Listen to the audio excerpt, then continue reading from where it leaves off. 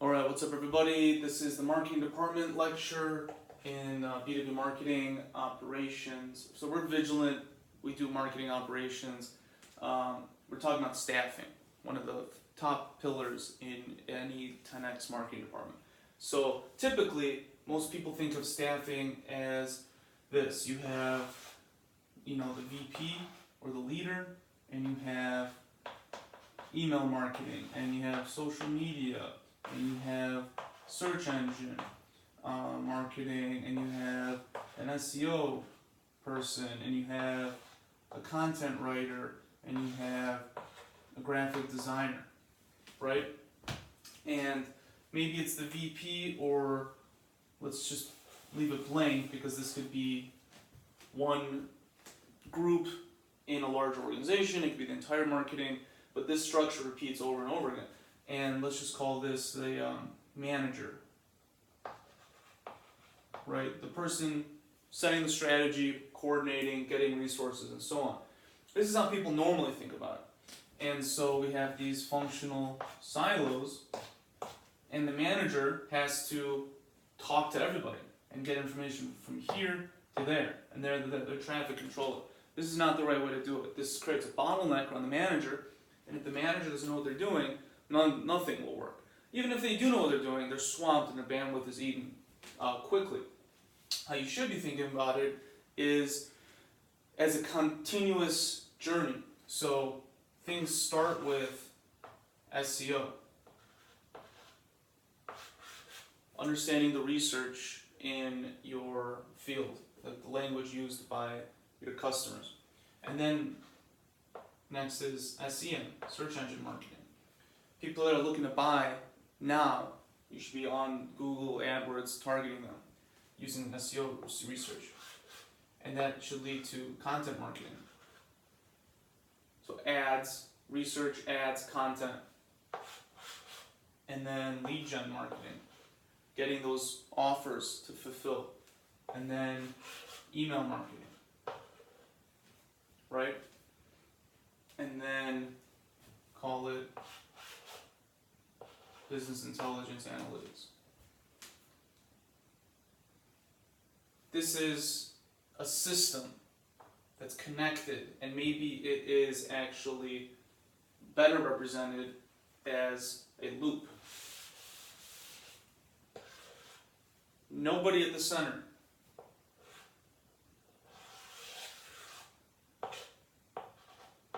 SEO, SEM, lead gen,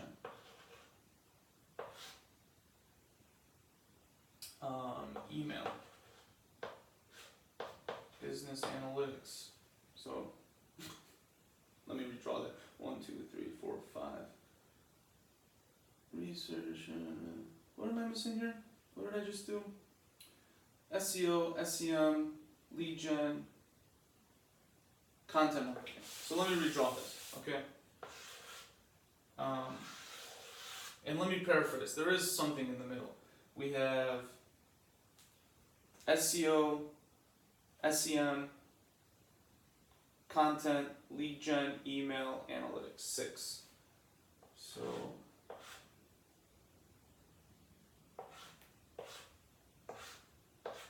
right? Okay, that's a better way to do it. So SEO, SEM, content marketing, email marketing, lead gen,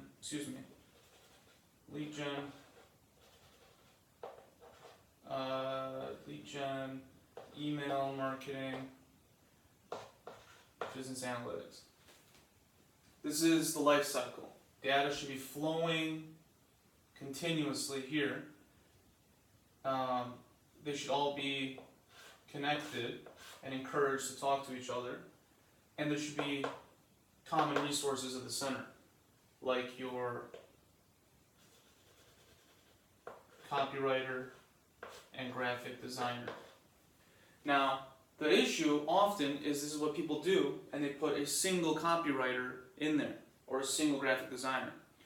More appropriately, your copywriter, graphic designers should be managing freelancers across freelance labor pools,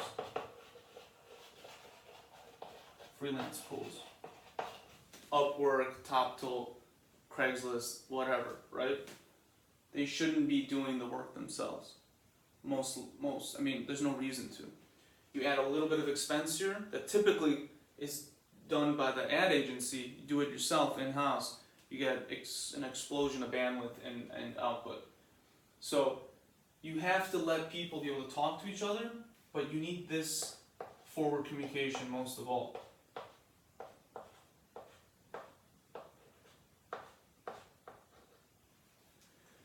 SEO needs to tell, quote unquote, report to SEM what they found. So anyone doing the SEO research needs to tell whoever's doing the search engine marketing. Search engine marketing has to talk to content marketing. Content marketing has to report to the lead gen marketers. Lead gen marketer has to, and if it's one person doing this, one person doing this, that's fine, right? It doesn't matter. These are functional stages, and these are stages in the life cycle of the buyer's journey. And data needs to flow in this direction so that once the sale is made, someone tells SEO it's working. This blog post is getting a lot of traction. This ad got the right information, and they can pass it along, modify anything, and keep the thing going. And maybe